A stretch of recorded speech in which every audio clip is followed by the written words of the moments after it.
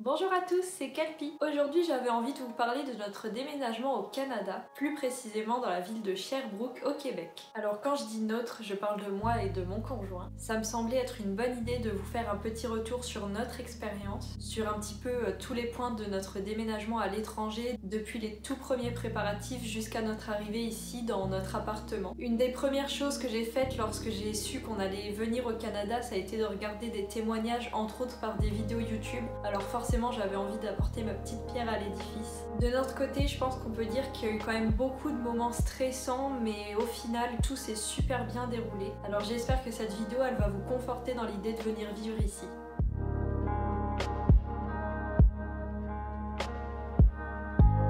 Pourquoi est-ce que du jour au lendemain on s'est retrouvé à venir vivre ici au Canada? Eh bien c'est mon conjoint qui a eu l'opportunité de venir y finir sa licence, donc pour sa 3e année d'études. C'est en octobre 2021 je crois qu'il est venu m'annoncer qu'il avait l'occasion de faire sa dernière année de licence là-bas. Alors j'ai vite compris que c'était un projet très important pour lui parce qu'en plus il veut faire des grandes études, alors la mobilité c'est vraiment un super point sur son dossier. Et moi de mon côté je me suis retrouvée un petit peu perdue parce que j'avais pas trop envie qu'on se retrouve séparés. J'avais un projet d'alternance qui, je le savais, pouvait mettre beaucoup de temps à se mettre en place. Et c'est en parlant avec mes proches que j'ai réalisé qu'il n'y avait pas de vraie raison pour que je ne parte pas avec lui. Mais malgré tout, j'étais pas encore sûre à 100% parce que je me disais que si une entreprise m'appelait pour l'alternance, j'allais sûrement accepter parce que ça aurait été dommage de passer à côté de ça. Alors qu'avec du recul, ça aurait été quand même plus dommage que je loupe un voyage pareil. De son côté, mon conjoint prépare les candidatures pour 2 universités et il apprend peu de temps après qu'en fait, il va pouvoir postuler qu'à une seule université, exceptionnellement l'année là ça a changé.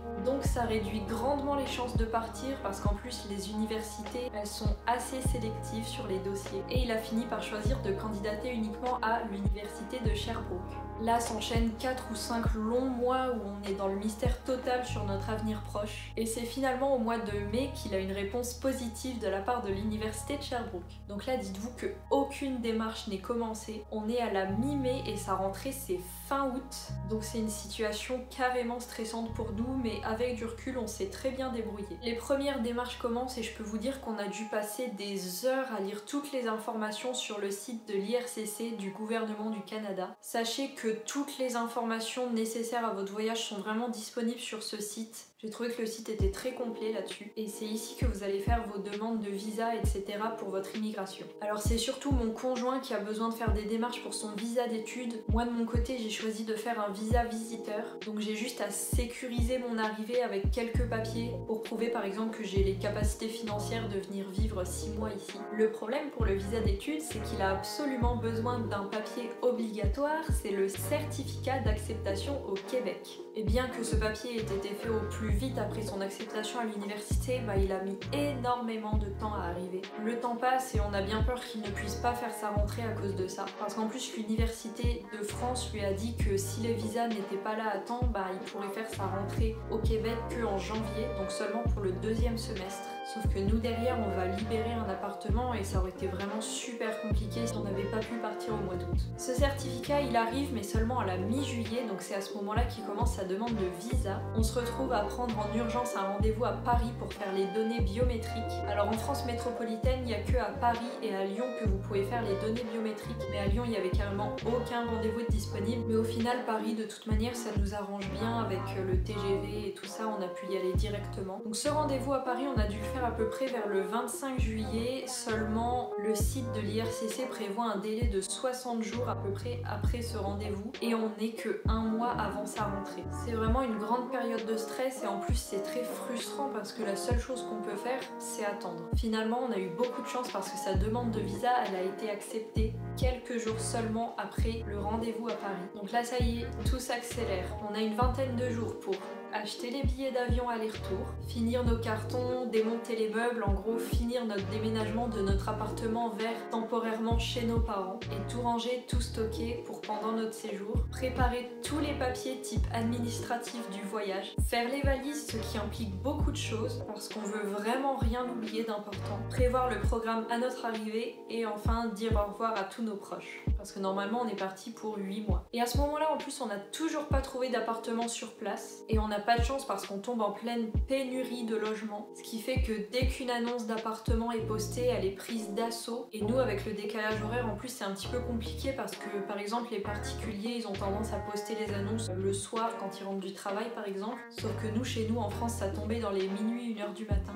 Et bien qu'on nous ait dit que les prix des logements ici sont globalement moins chers qu'en France, cette pénurie de logements fait qu'au final les prix sont plutôt assez élevés. Sauf que nous derrière on a un budget à respecter et à un moment on a même cru qu'on allait prendre une pièce pour deux. Ce qui, on va pas se le cacher, aurait été vraiment compliqué quand même. En plus c'est vraiment pas évident de communiquer avec les vendeurs entre le décalage horaire, le fait qu'on est un petit peu à l'autre bout du monde et que du coup ils nous font pas forcément confiance, ils nous connaissent pas. Alors bon, c'est vrai que dans le pire des cas on avait pensé à la solution de prendre un Airbnb en arrivant et faire des recherches sur place directement. Mais bon, l'idéal ça aurait été quand même d'avoir un appartement en arrivant. Ce qui complique la recherche de logement aussi pour nous les Français, c'est la cote de crédit. Donc la cote de crédit, c'est quelque chose qui est demandé pour la grande majorité des logements. Pour vous expliquer rapidement, ici au Canada, vous pouvez avoir une carte de crédit et une carte de débit. Alors la carte de débit, c'est ce que nous on a classiquement en France, et la carte de crédit, elle vous permet de payer en différé. Par exemple, si vous faites vos courses dans la semaine d'un certain montant, vous pouvez choisir de payer ce montant par exemple tous les samedis, je dis ça au pif.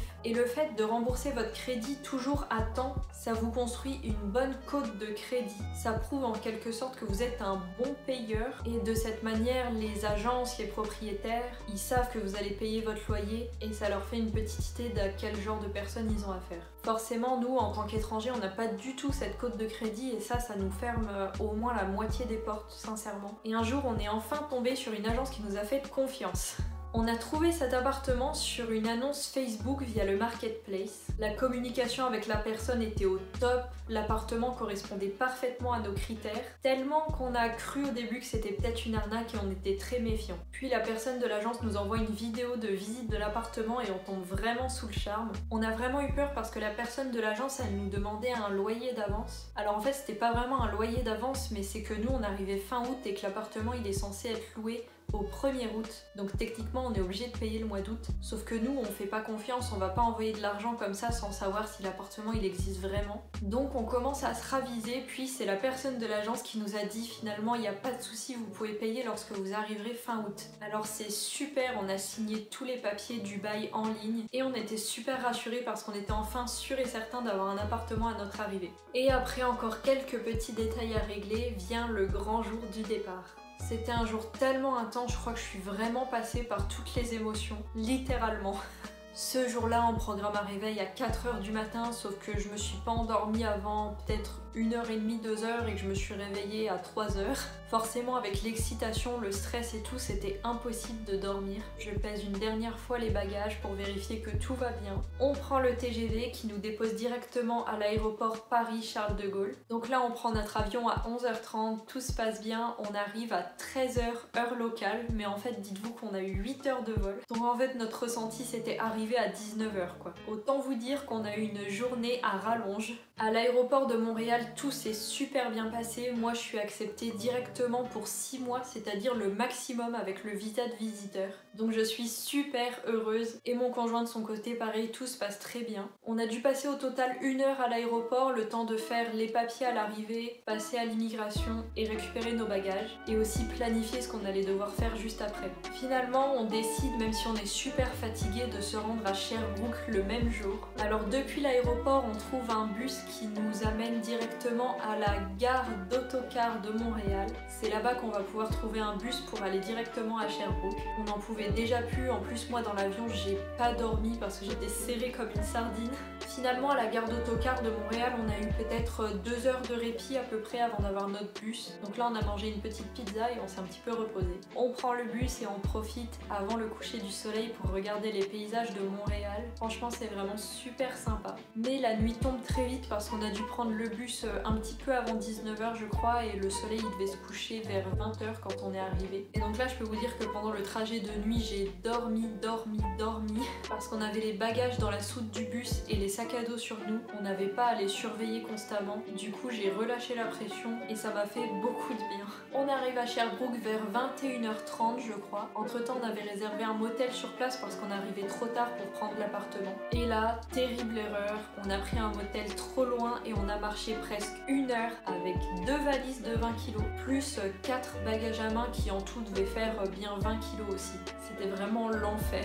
Et donc ça y est, on arrive au motel vers 22h30. On arrive dans la chambre et là il n'y a pas 10 000 solutions, hein. On prend une douche et on dort. Au total avec le décalage horaire, on a fait une journée de 24 heures non-stop. À ce moment-là, on est vraiment super content d'être arrivé. Et le lendemain matin, on prend un Uber et on se rend à l'agence immobilière où enfin on peut prendre notre appartement. Et puis ça y est, on arrive enfin dans notre appartement ici, on est super heureux. Et on est vraiment ravis parce que certes l'appartement était annoncé comme meublé, mais on s'attendait à ce qu'il y ait peut-être rien en ustensiles de cuisine et tout, mais en fait c'est super complet, donc on a quasiment rien à racheter. Et puis en plus on réalise plus tard qu'on est vraiment super bien situé, dans un quartier au calme mais quand même au centre-ville et proche de promenades vraiment super sympa. On a des lacs, des cascades, des gorges, enfin c'est vraiment magnifique. Alors par contre le premier jour on a certes fait des courses quand même parce qu'on avait besoin de manger, mais clairement on n'a pas visité, on s'est reposé à fond parce qu'on n'en pouvait plus de notre journée de la veille. Et voilà, ça va faire 2 mois qu'on est parti et notre vie ici est vraiment super agréable. L'université pour mon conjoint ça se passe super bien et les gens ici sont vraiment adorables. Alors oui, on se fait très vite à l'accent québécois et on comprend très vite comment ça fonctionne ici, mais je pense qu'on a encore plein de belles choses à découvrir. J'ai vraiment hâte de vous parler un petit peu plus en profondeur de la vie ici dans une prochaine vidéo, de ce qu'on aime mais aussi de ce qu'on n'aime pas. Si jamais vous avez des questions, l'espace commentaire est là, je me ferai un plaisir de vous répondre. N'hésitez pas à liker la vidéo et à vous abonner, ça me motive vraiment. Et nous on se retrouve la semaine prochaine pour une nouvelle vidéo. Bye bye!